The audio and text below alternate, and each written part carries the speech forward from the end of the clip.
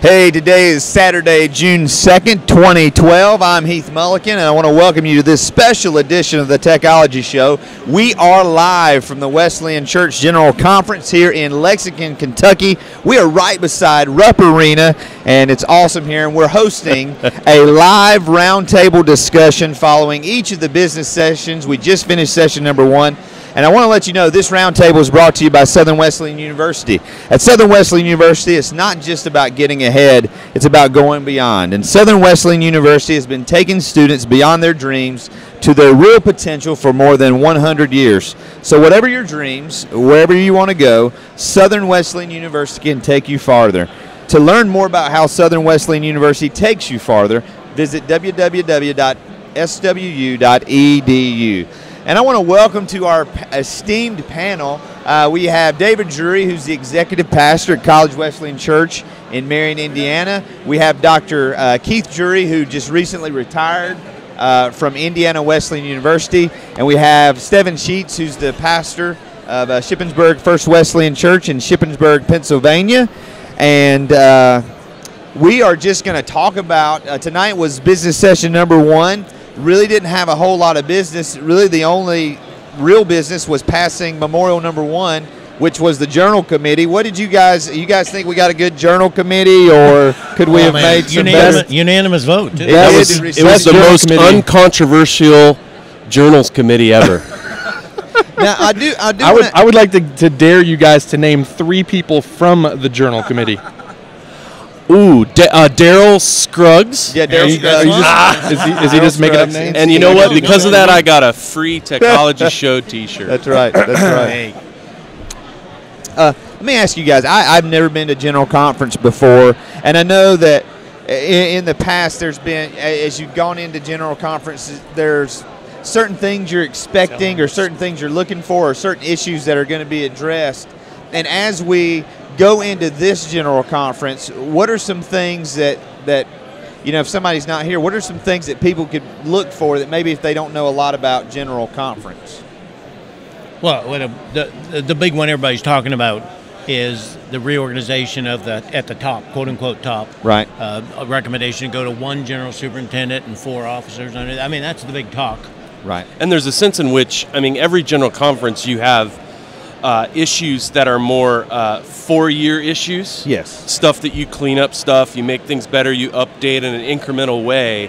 And I think this General Conference, there are several things that are really multiple decade game changer type questions. We're either going to do this or this. Right. And you're probably, if these things are defeated, you're probably not going to see them again for a long time. Right. And if these things go through, it's sort of the new order of things. So it's not a massive tectonic plate shift or anything, but it is a pretty significant one. Did you just reference It's exciting. Shift? Did you just reference shift there? No, that was you. Now, I do get the sense that there is this groundswell, if you will, of a movement in the church that there may be some things that don't happen at this General Conference but maybe happening down the road. Now, obviously, we actually got out about 45 minutes earlier from I session know, it was 1. amazing. And so awesome to be Wesleyan. And it's quite obvious that Monday's when the major business is going to be. And so let's talk about tonight. One of the first things they did was they read a letter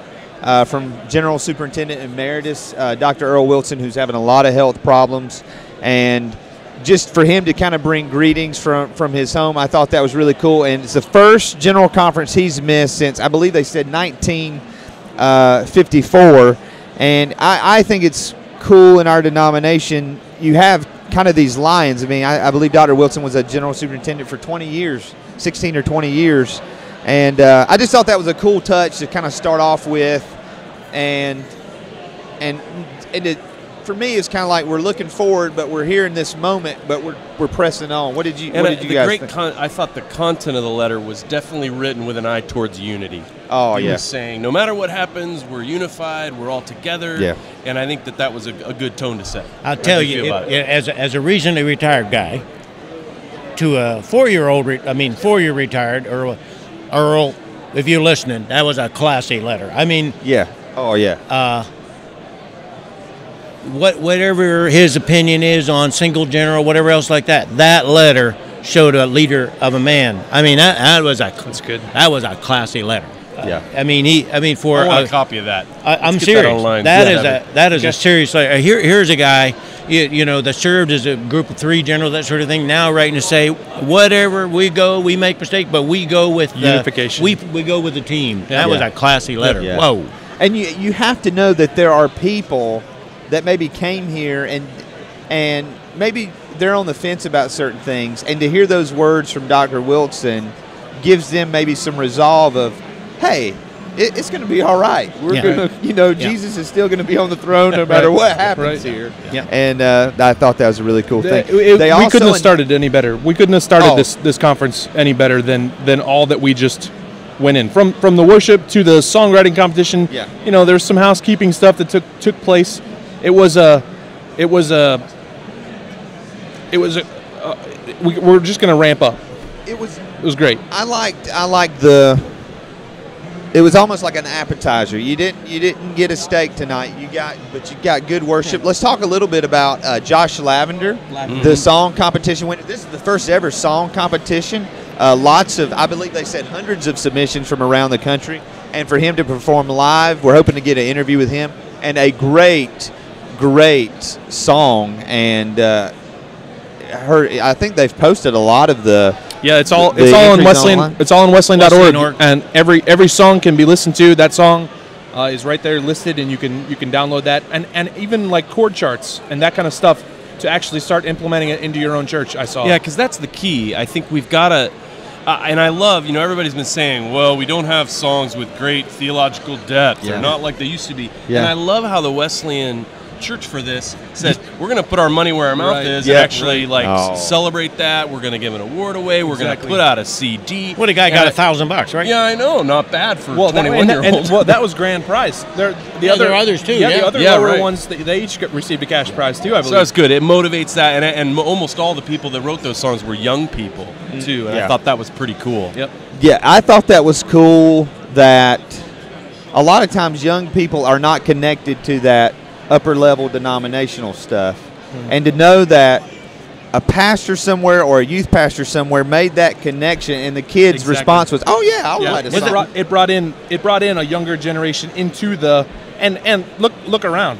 There's younger generation. Yeah. I saw our first ever flash mob at a Wesleyan event. Yes, earlier. Exactly. yes. Yeah. Did you see Yeah. that? Exactly And right. I am a little disappointed that my dad and I's duet didn't make it on the flash CD. mob. Well, we let's- rewrote "We Are the World" with the holiness. I thought it was called. Wasn't it Thing. called Ageless Faith? Yeah, A tune to the yeah, to the it tune. was. Well, Lots of banjo music. We're rewriting some songs. It's going to be called "Circuit Rider on a Buffalo." No, and so I heard it's going to be called Lion on a Buffalo. "Lion on a Buffalo." There you Lion on a go. Buffalo. That's pretty good. I gotta confess, when I heard they were doing a songwriting contest, I thought, that is corny. And I was wrong. I mean, I thought, Thanks for being honest. all they'll get are like second tier people that think they can write. I mean, Yeah. I'm an editor for years. I saw Right, what you right. get when you have a. I was wrong, man. Was that Lavender's band too? I'm that not played with aware. him? I have no idea. I don't No, have that's it. actually the band for the band. General Conference. Okay, but they played it here, and I thought, wow, Yeah, they learned the it song. turned out it was a great Hey, idea. the recording of the song on the website is very professional. Yeah, they did it it's very not, well. It's not garage band done in his Yeah. basement. It is. It's It was very- Well, I know It worked the out. people in our church, we were all sitting way in the back row, and they were so proud of Josh because he's a part of our church. Yeah. And one of the college students. With and that, he was- yeah. He goes to with our that. church? He goes to our church. He didn't even know that. I think it's a great idea. Then. But it's just one of those things to be able to see a young kid like that just really minister to everybody. Really cool. And all the others. Yep. That was great. Good. We then had kind of a video that walked us through the Bible that was narrated by Dr. Pence and Dr. Lyon. It was almost a spoken word poetry, visual. It was different. montage, and it Yeah, was I call it the Bible story cards for General Conference. You know? the what? The Bible story what? Yeah, Bible story cards. You know, Bible story those cards videos can be that purchased starts- at the Wesleyan like, Publishing House in booth. case you delegates didn't know the Bible, It's here's killing the Bible. me. It's killing me. The whole time the video was playing, I was refreshing their YouTube channel, looking for it to pop up because Wesleyan headquarters has been they've posting been some nice. YouTube videos Yeah. today. I'm sure a lot of people It's will 18 use that. minutes. I did wonder It's when they sweet. were going to stop. Like in I the thought, were course they of going to things. stop maybe with Jesus? Are they going to stop with Revelation? Yeah. Or where in church Nice history? done. I thought they might actually go into the future, like with sci-fi stuff, like how Prometheus is maybe a holiness movie. It was very Prometheus, well. It was very well done. recorded. Nicely Yeah, done. it was I've actually picked on some of the stuff from headquarters in the past, Yes. visually, and I was saying to these guys while we were watching it, really sharp. Wow, Who was behind it? Very good. I couldn't tell you that actually. Whoever's behind I it don't know. put it together. It was nice. Yeah, Then it and was we me. and we do want to, absolutely give, kudos to the denomination. I mean, as we've gotten closer to General Conference, I've done a lot of Google searching for other denominations who've had their general sessions. Don't know of any of them that have live streamed them. We had at least 30 or 40 people who were in and out viewing through our feed tonight, so there's no telling. There is telling, but I can't tell you how many people were watching. I saw that there were about 90 people on the Wesleyan.org. And so kudos. I mean, we've been live streaming all day. I mean, literally. The internet is so tired right now. We got a hamster we're going to have to replace that's running on a little wheel. The final thing that they close with, and I asked, our Techology show co-host Tony Casey, I said, well, what is the pastoral letter? In the local church, the pastoral letter is you either coming or you're going. And it really is just the report of what has happened these last 4 years. And I'd just love to hear from you guys. What are some of the highlights? Because that, to me, was basically the Wesleyan version of the Braveheart speech of, hey, this is where we're at. That's good. And it was like, this is what we're celebrating. And there's Braveheart speech. we're moving forward. What were some highlights of that, the pastoral letter that you guys thought?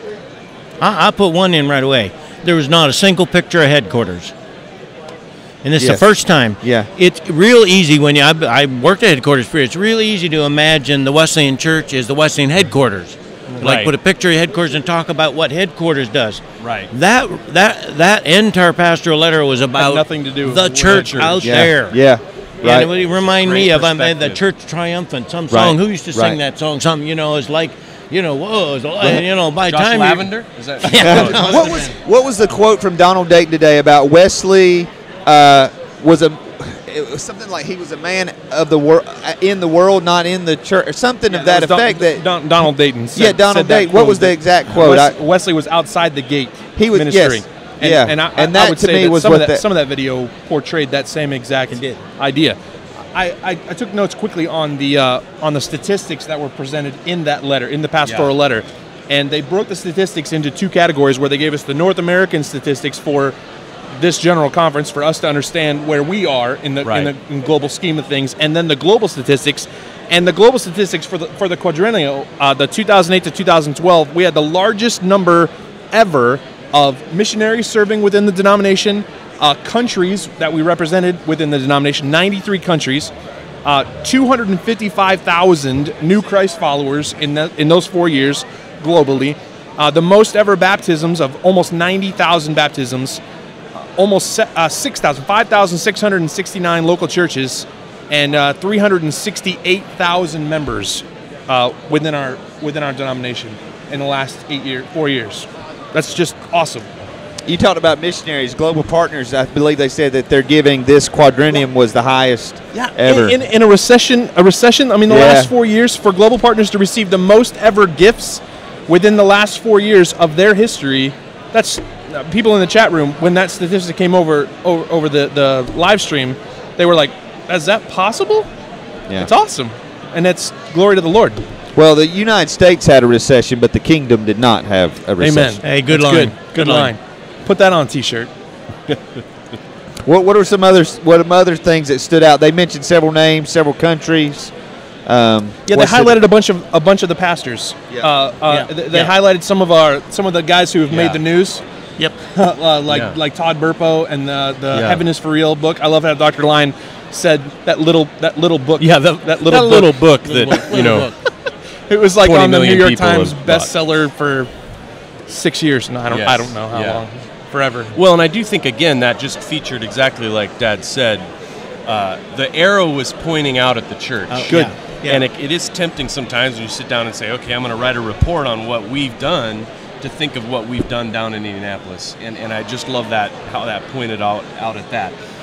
I think it's important to note that for many years we've been a little concerned that the Wesleyan Church seems to have been in a bit of a plateau.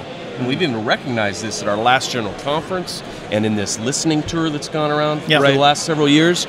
And so it's nice to be able to now say, okay, at the same time as we might be concerned that we might have plateaued since merger in some ways, it's not the end of the world. The sky isn't falling. There are some good things happening, and in fact, some of these things are the best they've ever been when it comes to conversions and baptisms and that kind of stuff. Urban, ethnic, Spanish ministry, Spanish entity, many of these areas. We have concerns, but it's going. Many things when it comes to just the numbers are looking good. Yeah, as the highlights were being given, I was reflecting back to Dr.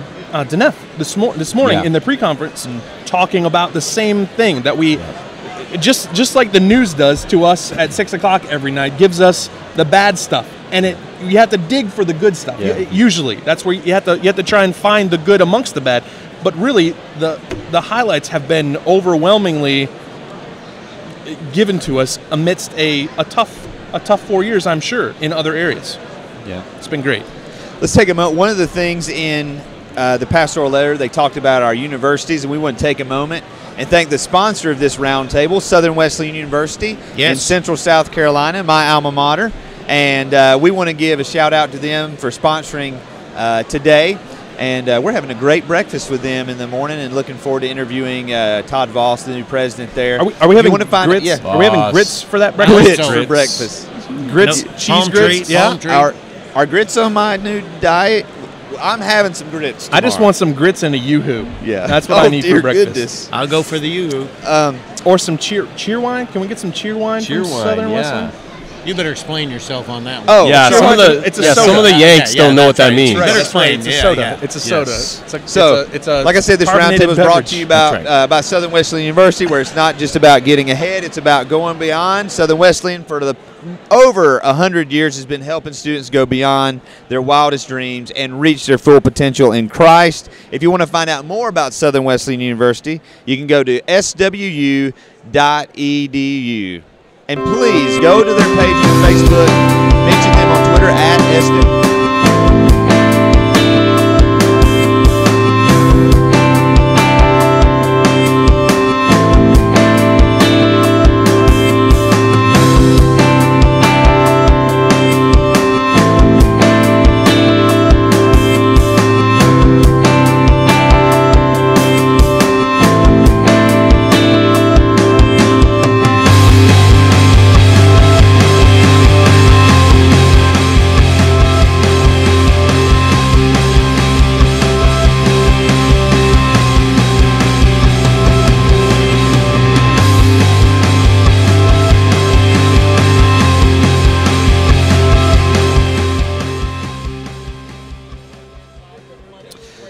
So thanks for that video from Southern Wesleyan, and again, we thank them for their sponsorship of this. I am right now tweeting that I'm thanking them. Yes, and people have been posting things all day, and got some great sponsors this week. They mentioned Troy Evans, who is in, I believe, Grand Rapids, Michigan, hip hop church. Troy Evans actually has a book. If you go to if you go to wesleyanbooks.net, wesleyanbooks.net, and you can buy Troy Evans' book there. And I'm hoping he's here. We're going to interview him tonight. I love how He is here. Dr. I know Lyon he's here Monday. continuously calls him the rapping pastor. That's how she refers to him. Right. The rapping pastor. Right. Which is what I usually call Paul Hauntz that. So it was a little miscommunication. It's all right. That's all right. They talked a lot about, one of the quotes I wrote down was that we are going to go to the cities. And that was not a quote from the gathering. That was a quote from some of our founders. That's right. And I think we're at this real pivotal point to where maybe we spent the last 60 or so years not focusing on urban ministries.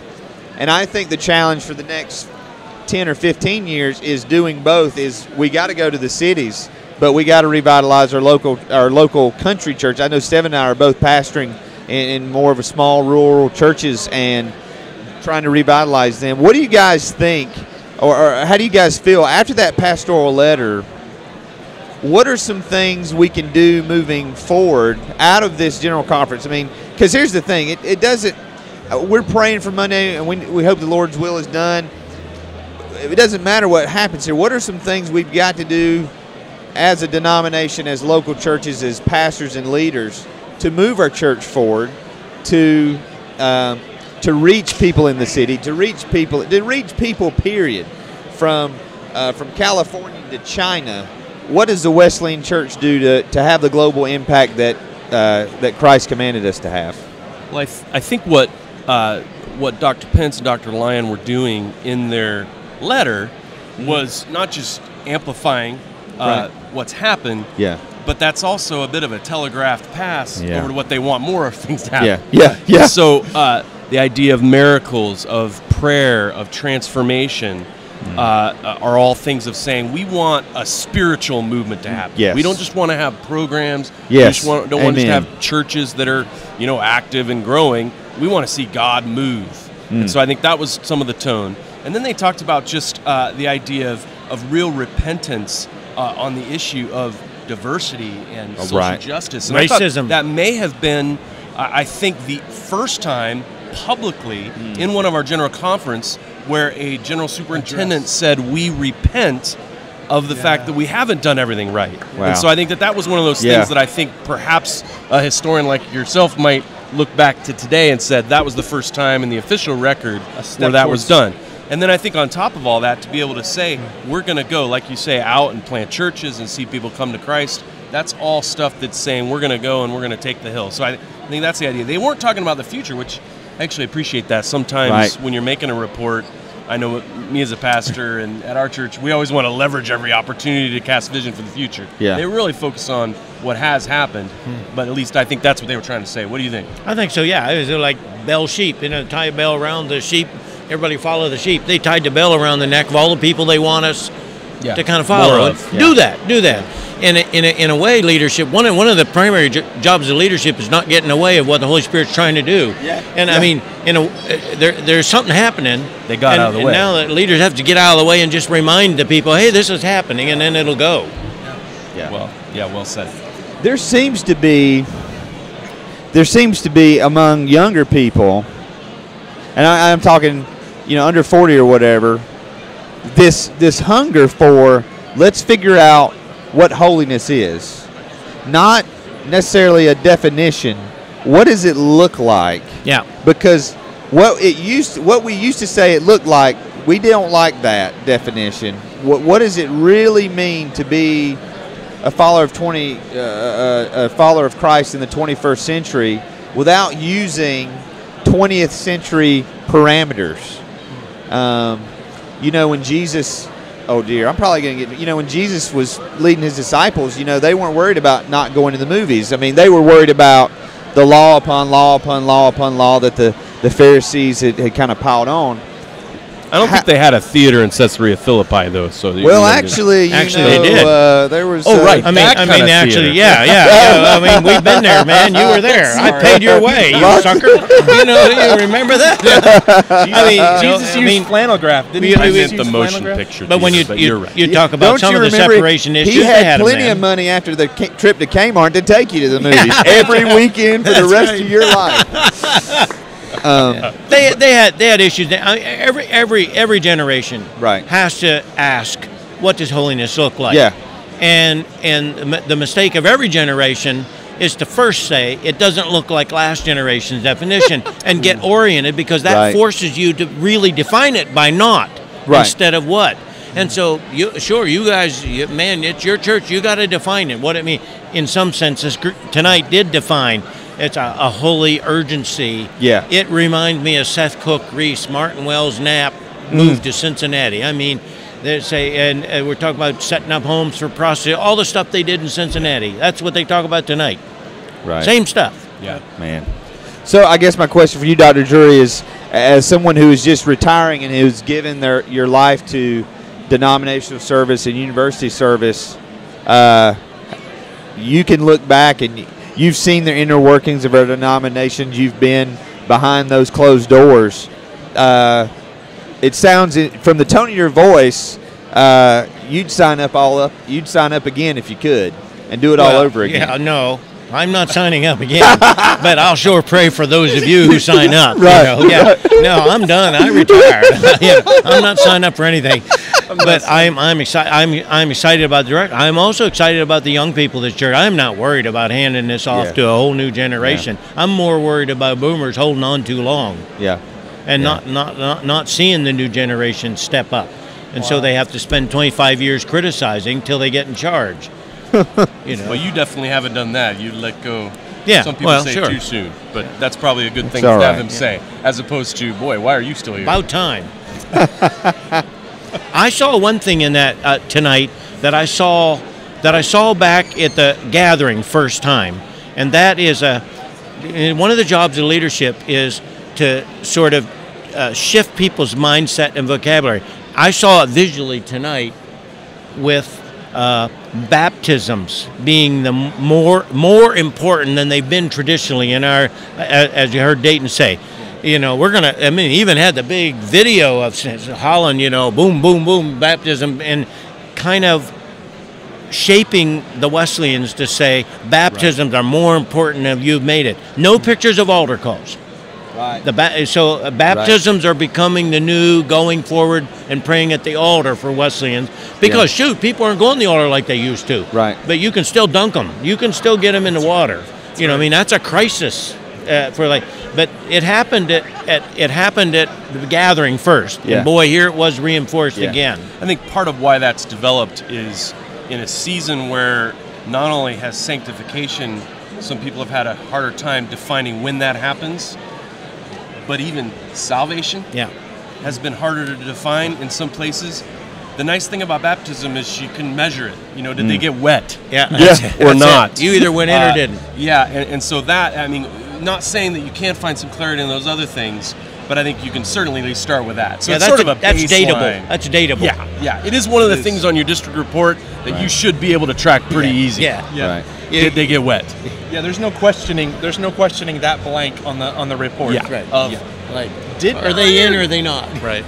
Well, and one of the unfortunate thing is I forget what, I think it was over the prior quadrennium, we had actually had half of our churches not report a baptism. Single baptism. And so I think at the gathering and at this to reinforce that, and what I heard was, at least in a portion of the denomination, that had jumped by 20 or 30%. We'll need to hear it from the leaders, the baptism number. So you had many of these smaller churches that hadn't reported a baptism in years, had somebody get baptized. Yeah. And again, in a small church, 40 people, somebody gets baptized. I mean, revival's breaking out. 5%. Right? And so I think that's, it's reason for celebration. More than we had. We didn't have 5%. Speaking of baptism, we typically don't do your usual altar call at the end of our services, but last week I'm sitting up there during the last song, and one of our youth leaders comes up to me, taps me on the shoulder, and she says, "I really need to get baptized. You know, we've been talking to my son. Her son's 8. He says, we've been talking to my son about getting baptized, and my dad's going to be in town, and I got baptized as a kid, but I really want to do it as a testimony to my son, but also to my dad." And I said, "I'm not going to be here, so I'm not going to be there." We got 2 people getting baptized tomorrow, and when she decided that she was going to get baptized, they had like 5 teens who had been scared to take that step. We're doing a baptism next Sunday at the youth leader's house in the pool. So, I mean, we're doing baptisms 2 weeks in a row, and I said, listen, my goal is to fill up the baptistry and not have to take the water out until there's tadpoles in it. And then you could do it as an altar call. You say, "Would you like to slip forward? Leave your wallet in the seat." Yes. Except some people need their wallet baptized. I know there are some churches that have clothes and stuff for people to do that, but well, it has been. We're looking so forward to the rest of this week. Tomorrow on Sunday, it's all worship services. You can still watch the live stream of those on the Techology Show page. Maybe. For sure on the Wesleyan Church page, and we'll have a chat going on. And if you have questions or comments for us on Twitter or Facebook, use the hashtag TalkGC, and we may ask one of your questions or use one of your comments. So as the business is going on, just make sure to get involved. And our main thing is we want you to be able to engage and we want to bring the spirit and the feel of what's happening here right into your living room while you're eating popcorn. So thanks to our panel, David, Keith, and Stevan, and we will see you on Monday. So, yeah. We out? One in the bag? One down, 6 to go. We got to try to interact with the chat room. I got to try and figure out how to do that. That was the easy one. How to what? Because they're asking questions, and I mean, just right now. They're spinning. Some of the things they're asking. You got to bring them in. Well, you Okay, got we're to not bring them recording? in, though. They participate. Okay.